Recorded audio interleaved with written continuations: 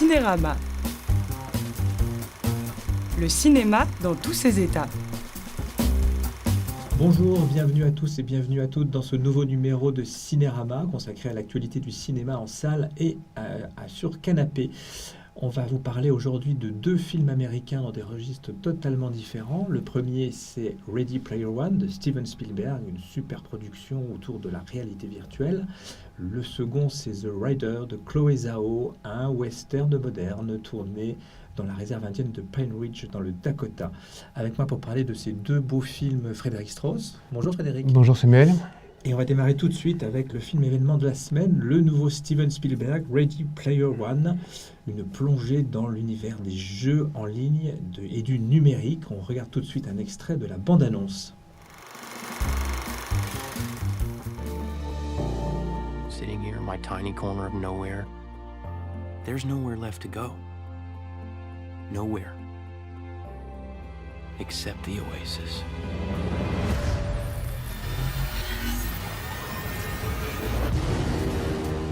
A whole virtual universe.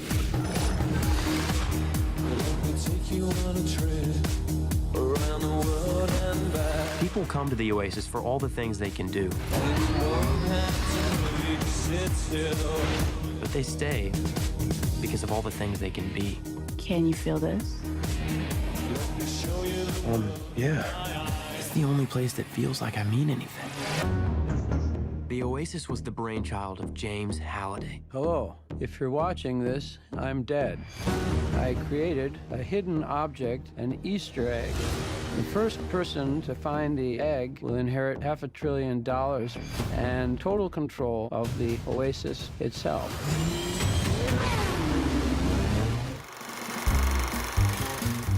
Alors Frédéric, ce nouveau Spielberg, comment il est ? Eh ben on peut dire que c'est une sorte d'abord c'est une sorte de grand paquet de bonbons quoi en fait. Hein.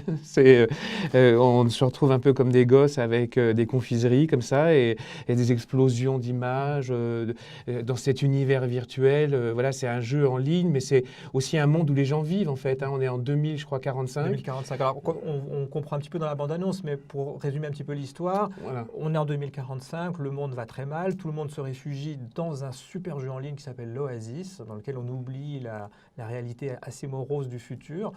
Et le créateur du jeu, qui est mort, a laissé un testament. Il dit je lègue ma fortune et le contrôle du jeu à la personne qui trouvera à l'intérieur du jeu des énigmes et un fameux œuf de Pâques, enfin un secret, quoi. Et donc le film va raconter la course pour retrouver cet œuf de Pâques. Voilà. Et on peut dire même que c'est pas ce qu'on comprend, que l'Oasis, c'est un jeu en ligne, mais c'est aussi tout un monde. C'est-à-dire que le jeu donc de la chasse aux œufs de Pâques va amener le jeune gars qui est le héros à aller par exemple dans une sorte de bibliothèque virtuelle où la vie du créateur a été mise sur des bandes. Enfin, elle a été enregistré, donc il peut se passer les séquences, diverses séquences de la vie de cet homme, et pour essayer de trouver des indices de façon à progresser dans le jeu.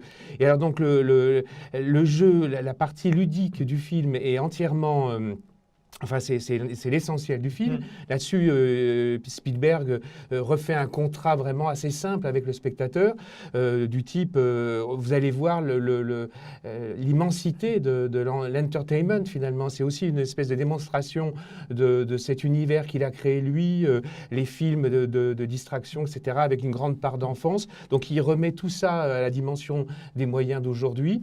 Et en même temps, ce que j'ai beaucoup aimé dans le film, c'est que cette histoire du créateur qui laisse des indices qu'il faut retrouver. C'est un peu, en réalité, comme si Spielberg illustrait la politique des auteurs. Parce que ça veut dire que dans ce monde qui est juste de l'entertainment et du jeu, du fun et de la confiserie, des bonbons, etc., du popcorn, il y a quelqu'un qui a mis un message, qui a mis de lui-même, qui a mis de sa vie. Et il faut que le gars qui s'amuse avec les jeux qui ont été créés pour Oasis, il faut faut qu'il arrive à s'interroger aussi sur cet homme, sur finalement le message qu'il a pu vouloir laisser. Et c'est vraiment cette dimension du cinéma où on cherche finalement qui est-ce qui a fait le film et qu'est-ce qu'il a peut-être pu vouloir dire. Donc il y a les deux dimensions dans le film et je trouve que c'est formidable qu'il ait réussi à les mettre de façon si harmonieuse parce que faire un film marrant pour le grand public avec quand même une recherche, c'est quand même un peu contradictoire par certains aspects. Et là, c'est harmonieux. Il faut vraiment redire que le film est ultra spectaculaire, ça va Ouais, 100 à l'heure et ce passage quasi permanent entre le monde réel et le monde virtuel se fait avec une fluidité vraiment, vraiment sensationnelle. Alors, le film est vraiment très, tu disais le terme de confiserie, popcorn, c'est vraiment ça. Il y a vraiment en plus ce côté très, très ludique dans le film parce que les personnages qui doivent retrouver les fameux indices, ces indices en fait sont liés à la culture populaire, la dite culture geek des années 70, 80 et un petit peu 90, qui est en partie celle de Spielberg, en partie celle que Spielberg lui-même a développée à travers ses films. Donc le film est une avalanche de références, je ne sais pas combien, on passerait un temps fou à tout décortiquer, parce que parfois elle est évidente, on voit Donkey Kong, on voit ce genre de choses, parfois c'est juste un costume, enfin voilà. Et le film est extrêmement ludique pour ça, quoi. Et donc il y a un roman de quelqu'un qui s'appelle Ernest Cline. Et j'ai noté qu'il était né en 72, pour donner l'idée de cette... donc il a 45 ans, c'est quelqu'un qui a vécu toutes les années 80. Pour tous les personnes qui... c'est un petit peu comme nous aussi, qui avons été adolescents dans les années 80, c'est vrai que le film est quand même... c'est la Madeleine de Proust géante, quoi. C'est-à-dire que tout y est, et c'est pas seulement le cinéma, il y a les jeux vidéo, bien sûr, parce que le film parle beaucoup de ça, il y a de la musique, voilà, et c'est... Voilà, rien que le générique, la séquence du générique démarre, c'est le Jump de Van Halen, quand même, la chanson un peu emblématique des années 80. Et on est vraiment replongé. C'est très intéressant parce que c'est un film totalement futuriste et totalement ancré dans une espèce de nostalgie. Et il y a une scène, par exemple, aussi dans un nightclub où ils dansent dans l'espace et ils peuvent... le gars choisit finalement de mettre Saturday Night Fever. Voilà, c'est marrant. Enfin, c'est nostalgique et c'est ça aussi qui est joli dans le film, c'est que cette idée du futur qu'il amène, c'est une idée très réconfortante aussi d'une certaine manière. Alors il y a la société, l'état de la société de 2045 où on voit tous ces gens qui n'ont plus rien apparemment à faire, enfin plus de vie propre, il n'y a plus de joie, donc ils sont tous dans l'oasis, dans le monde virtuel. Là il y a un truc critique, mais c'est pas trop poussé et on comprend finalement qu'il accueille, enfin il n'y a pas un regard sur ce monde virtuel qui nous attend, etc. C'est quand même un film réconciliateur aussi. Et donc juste un mot pour finir sur Spielberg, parce que c'est quand même le deuxième film de lui qu'on voit dans l'espace de 3 mois. Et alors, c'est quand même fou que c'est le même réalisateur qui a fait il y a 3 mois Pentagon Papers. Très beau film, très classique, à l'ancienne, sur la liberté de la presse, avec reconstitution historique. Et donc, on découvre cette semaine un film de science-fiction ultra pop. Voilà, c'est quand même... Spielberg a quand même 71 ans ou 72 ans aujourd'hui. Franchement, quand on voit ce film-là, on se dit qu'il en a 45 de moins, quoi. Oui, absolument. Et en plus, il explique que pour faire Ready Player One, il a dû quand même, finalement, se mettre à un genre de cinéma, à une façon de fabriquer un film qui est entièrement nouvelle pour lui, parce que même s'il a fait des films à effets spéciaux toute sa vie, il y a quand même une nouvelle génération de techniques et d'outils pour faire un film comme celui-là où tout vraiment se passe avec des effets de mixage d'images, etc. Donc il a refait une sorte d'entraînement de A à Z de son métier de cinéaste pour le faire aujourd'hui. C'est vachement... et comme tu dis, il le fait autrement dans Pentagon Papers. Et voilà, je crois que c'est quelqu'un qui est passionné vraiment par l'idée du faire, du métier. Donc il sait faire un film classiquement et là, il a appris... à le faire comme aujourd'hui. Et on s'en rend le plaisir immense qu'il a pris à faire ce film. Et donc, on espère que vous prendrez autant de plaisir que nous à découvrir ce film en tout point euphorisant. Alors, on reste aux États-Unis, mais on change complètement d'univers avec le deuxième film de Chloé Zhao, réalisatrice chinoise qui vit aux États-Unis depuis une bonne vingtaine d'années maintenant. Ça s'appelle The Rider et c'est comme son premier film qui s'appelait Les chansons que mes frères m'ont apprises. Il est tourné dans une réserve indienne du Dakota du Nord qui s'appelle Pine Ridge et tourné avec des authentiques Indiens d'aujourd'hui, des Sioux Lakota. On regarde tout de suite un extrait de la bande-annonce.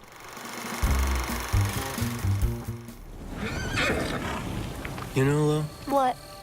it's hard not rodeoing anymore. I know it's hard, but can't you please more careful?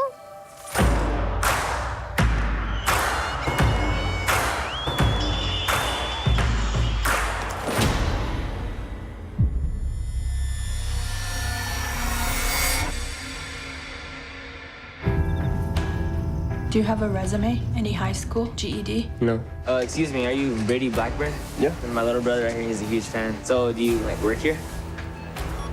Then your dad says you haven't been resting at all. He never listens, though. Well, where's all your money going? Fuck you, Brady. I don't need to hear your shit. Oh, good boy. You entering Waters Rodeo on the 17th? Should be ready to roll by then. No more riding, no more rodeos. You have to play the cards we're dealt. Sometimes dreams aren't meant to be. What happened to cowboy up? Grit your teeth. Be a man. Alors Frédéric, le film The Rider donc, est tourné dans cette réserve indienne, comme je le disais tout à l'heure. C'est l'histoire d'un jeune Indien qui en fait est un cow-boy, qui fait du rodéo, qui est champion de rodéo et qui a subi un grave accident. Il est tombé de cheval, le cheval lui a à moitié fracassé le crâne et donc depuis il ne peut plus remonter en selle et il ne peut plus dresser les chevaux, qui est un petit peu sa raison de vivre. C'est un film assez étonnant parce que comme le premier film de Chloé Zhao, c'est un mi-chemin entre le documentaire et la fiction. Et ce sont les personnages, en fait, les acteurs jouent un peu leur propre rôle. Oui, donc il y a une forme de vérité, de réalisme dans ce cinéma. Et il y a aussi une vraie beauté, enfin une beauté cinématographique. Et par exemple, ce gars-là qui est tombé de cheval en faisant du rodéo, bon, c'est un milieu particulier puisque ce sont des Indiens, etc., enfin, qui vivent dans une réserve. Mais c'est aussi, quand on le voit, en fait, en réalité, c'est le milieu des cow-boys, c'est un peu les rednecks. Hein, ce qui est beau, c'est qu'en fait, ce sont des Indiens donc, qui ont été persécutés, on le sait, par les pionniers lors de la conquête de l'Ouest. Et ce sont eux qui perpétuent les rites et la mythologie des cow-boys. C'est ce qui est assez beau dans le film. Oui, aussi. Et, mais là où je voulais en venir, c'est qu'en fait, ce monde du rodéo, c'est quand même quelque chose d'assez, on pourrait dire, enfin, c'est pas sans mépris, mais c'est ces gars qui se font vraiment secouer le cerveau en montant sur ces chevaux fous, là. Bon, c'est un peu débile, entre guillemets. Et en fait, ce garçon, elle le filme vraiment comme un être de pure poésie, quoi. C'est-à-dire, c'est une espèce d'albatros aux ailes coupées. Enfin, qui a une relation quand même très privilégiée avec les chevaux, qui est très belle d'ailleurs. Voilà, qui a cette relation-là. Et puis qui a avec lui une sorte de rêve, quoi, qui est cloué au sol, qui est handicapé, et elle montre la nostalgie d'une sorte de liberté, d'absolu, en fait. Dans ce monde qui est petit et où les gens sont enfermés, il y a beaucoup il y a tout un horizon comme ça qui s'ouvre de façon permanente, soit spirituellement quasiment, avec une espèce de grâce que le garçon a, parce qu'elle le filme vraiment avec comme une femme amoureuse de cet homme. Aussi, il a un potentiel de star, hein, ce garçon. Donc il faut rappeler, c'est un comédien amateur qui s'appelle Brady Jandreau, authentique indien Sioux, et qui a vraiment un physique, c'est peut-être presque un nouveau Steve McQueen. Enfin, il dégage quelque chose. Il a quelque chose, absolument. Et il est là, et il y a ces horizons, ces espaces magnifiques. Donc le film est assez, finalement, on pourrait dire, il y a une espèce de réalisme, va vers l'austérité. Ben non, il va vers quelque chose qui est vraiment un peu lyrique et très émouvant aussi. Oui, parce qu'elle joue vraiment l'opposition entre ce que tu disais, entre cette réserve et la vie pas très marrante de ces Indiens. Donc il y a des clichés comme quoi il y a des problèmes de santé très graves, voilà, et ce qui est le cas, ce qu'elle montre, et on voit effectivement, la mise en scène joue sur les grands espaces. On est dans les Badlands, avec effectivement l'horizon à perte de vue, les grands espaces, les chevauchés avec les chevaux, tout le rapport avec les bêtes qui effectivement amène.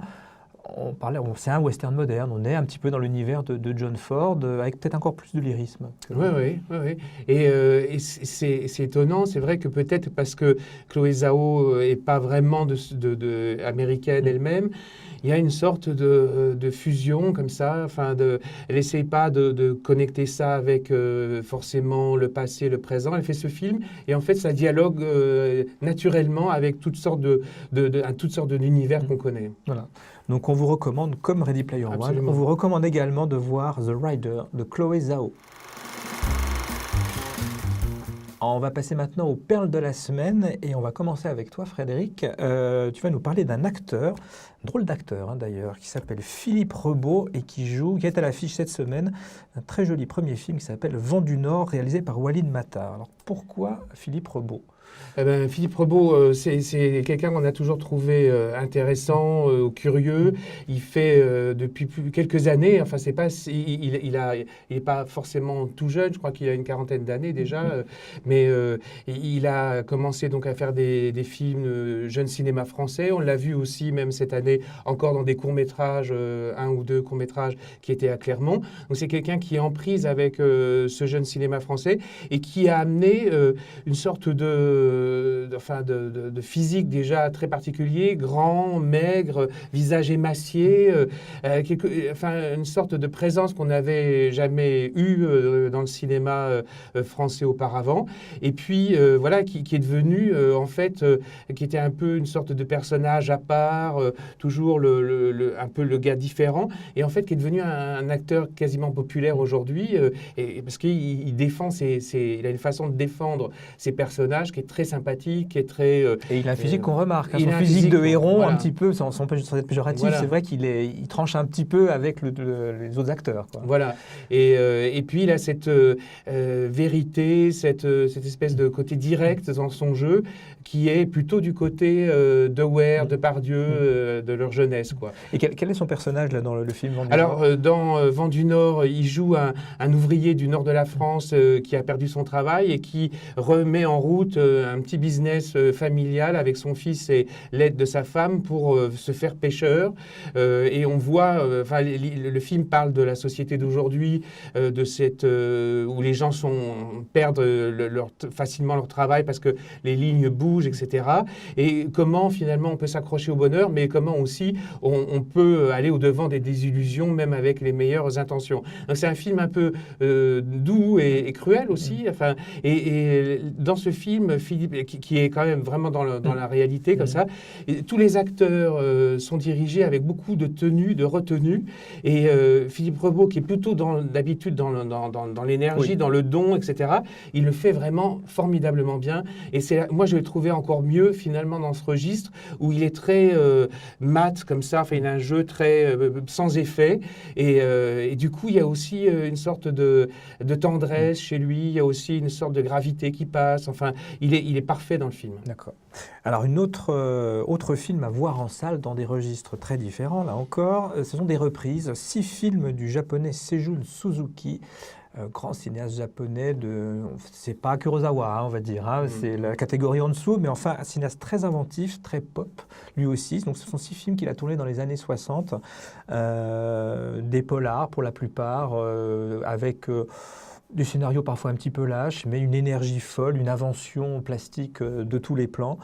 Il y a notamment son film le plus célèbre, s'il faut n'en voir qu'un seul, ça serait celui-là, ça s'appelle La Marque du Tueur.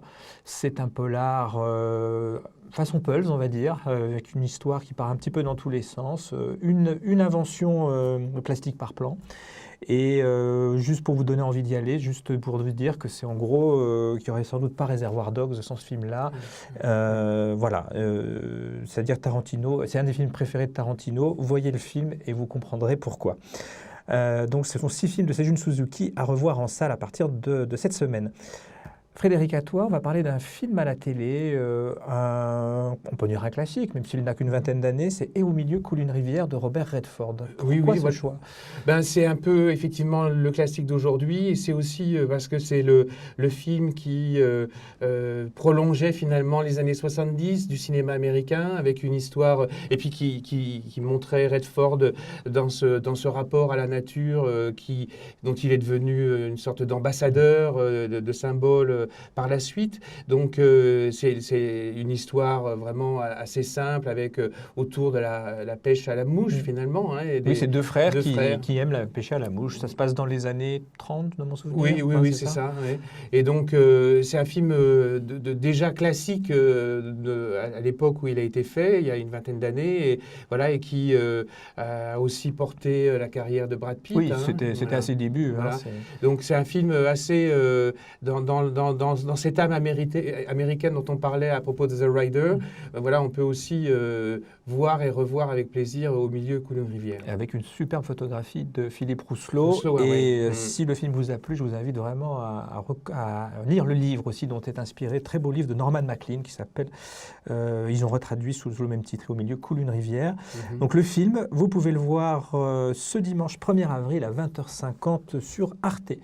Et moi, je vais terminer avec un DVD. Alors pareil, là pour le coup, un vrai grand classique du cinéma hollywoodien, c'est Duel au soleil, un des plus beaux westerns d'Hollywood, sinon le plus beau. Alors il existe dans une superbe édition faite par Carlotta Film avec un livre, plein de photos, de superbes photos et un texte passionnant de Pierre Perthaumieux, historien du cinéma, spécialiste du cinéma américain et qui en fait raconte la genèse assez compliquée du film, puisque Duel au soleil en fait c'est le film réalisé par King Vidor, mais c'est avant tout l'œuvre d'un producteur, David O. Selznick, qui voulait offrir le plus beau film du monde à sa compagne d'alors, l'actrice Jennifer Jones, qui donc joue le rôle dans le film d'une jeune métisse qui est partagée entre deux hommes, l'un avocat, l'autre bandit, ils sont deux frères. Et voilà, c'est un peu l'opposition classique du western entre la civilisation et la nature, la raison et la pulsion. Et le film est un somptueux western baroque avec des images incroyables. C'est en Technicolor, ça flamboie à tous les plans. Et le film est resté célèbre pour sa scène finale, une espèce le fameux duel au soleil, un sommet érotique. Je vous en dis pas plus, je vous laisse découvrir si vous ne connaissez pas ce film. Donc c'est Duel au soleil à revoir ou à découvrir en DVD et Blu-ray chez Carlotta Film. Alors il y a cette belle édition dont je vous ai parlé, il y a aussi le DVD simple, le Blu-ray simple à un tarif beaucoup plus avantageux. Voilà. Merci Frédéric pour avoir accompagné cette semaine. La semaine prochaine, vous retrouverez Pierre Murat et qui vous parlera notamment de La mort de Staline, une satire politique particulièrement féroce et à mon sens très réussie d'Armando Iannucci, d'après une bande dessinée française. Et le deuxième film, ça sera le nouveau film de Gus Van Sant. Alors il a un titre anglais. Je vais essayer de ne pas me tromper, c'est Don't Worry, You Won't Get Far on Foot, interprété par Joaquin Phoenix. Voilà, d'ici à la semaine prochaine, et d'ici là, bon film. Cinérama. Le cinéma dans tous ses états.